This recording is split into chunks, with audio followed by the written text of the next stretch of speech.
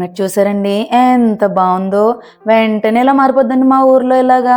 సర్లేండి, ఇలాంటి క్లైమేట్లో వేడి వేడిగా ఏమన్నా తిందాం అనిపిస్తుంది కదండి. సర్లే ఎప్పుడు పకోడీయేనా, కొత్తగా ఏదన్నా ట్రై చేద్దామని గార్లిక్ చీజ్ బ్రెడ్ ట్రై చేశానండి. ఎలా చేయాలో చూపించేస్తాను రండి. ఫస్ట్గా ఒక ప్యాన్ తీసుకుని ఒక 15 నుంచి 20 వెల్లుల్లిపాయలని పై పొట్టంతా ఒలిసేసుకోవాలండి.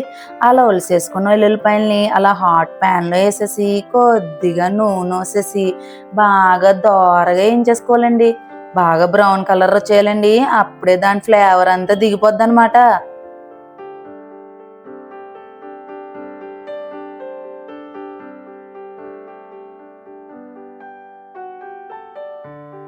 అంతే అండి, ఇలా బాగా వేయించేసుకోవాలండి.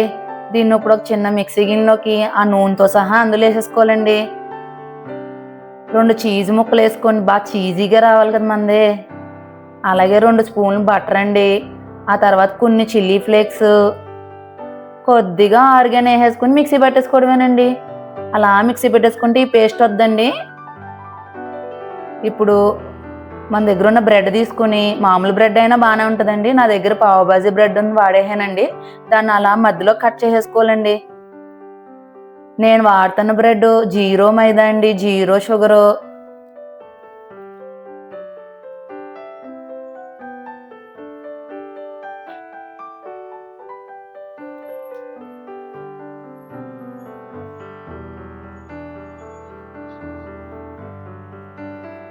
అలా కట్ చేసేసుకున్న బ్రెడ్ మీద మనం పేస్ట్ చేసి పెట్టుకున్న మన గార్లిక్ పేస్ట్ ఉంది చూసారా, అదంతా స్ప్రెడ్ చేసుకోవాలండి.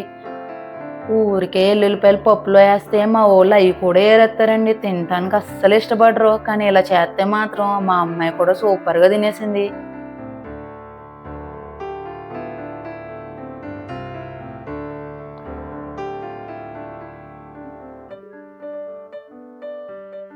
ఇప్పుడు ముందుగా మనం తురుము పక్కన పెట్టుకున్న చీజ్ని మొత్తం అంతా వేసుకోనండి. ఎంత చీజ్ వేసుకుంటే అంత బాగుంటుందండి.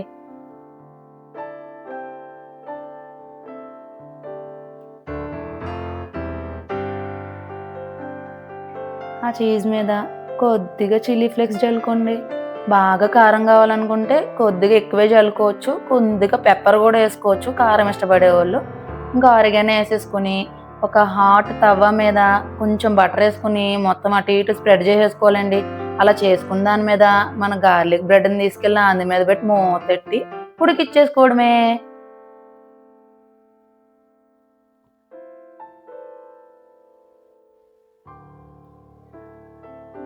చూసారా భలే కరిగిపోతుందని చీజు.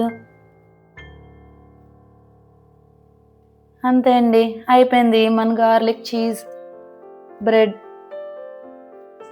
దాని మీద ఇంకొంచెం ఆరిగానో ఇంకొంచెం చిల్లీ ఫ్లేక్స్ వేసుకొని, ఉంటే కొత్తిమీర వేసుకోండి, లేకపోతే లేదు, నా దగ్గర ఉందని వాడేసాను నేను.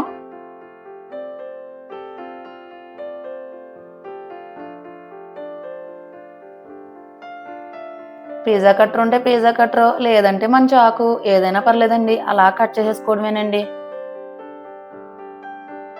ఇది మామూలుగా కూడా స్నాక్స్లోకి తింటే చాలా బాగుంటుందండి. చీజ్ ఇష్టపడే వాళ్ళు అయితే ఇంకా ఎక్కువ చీజ్ వేసుకోవచ్చు. నేను కొంచెం తక్కువ వేసాను. అంతే, రెడీ అయిపోయింది. కరెక్ట్గా 15 నిమిషాల్లో అయిపోయిందండి. చూసారండి, అది భలే ఉంది సాగదీస్తుంటే. ఇలా సాగదీస్తుంటే మా తాడేపల్లిగూడెం వరకు వెళ్ళిపోద్దేమో అనిపించిందండి నాకు. అబ్బబ్బా, ఎంత అద్భుతం ఇది. ఇలాంటిది ఒక్కసారైనా తినాలనిపించిందండి. మీకు నచ్చితే కనుక ట్రై చేసేయండి మరి. అలాగే టేస్ట్ ఎలా ఉందో మన కామెంట్ సెక్షన్లో కామెంట్ కూడా చేసేయండి బాబు. కొంచెం సబ్స్క్రైబ్ చేసుకోండి మన ఛానల్ని. ఇలాంటి ఎన్నో వంటలు చూపిస్తాను. అలాగే షేర్ అండ్ లైక్ కూడా చేసేయండి. Thanks for watching.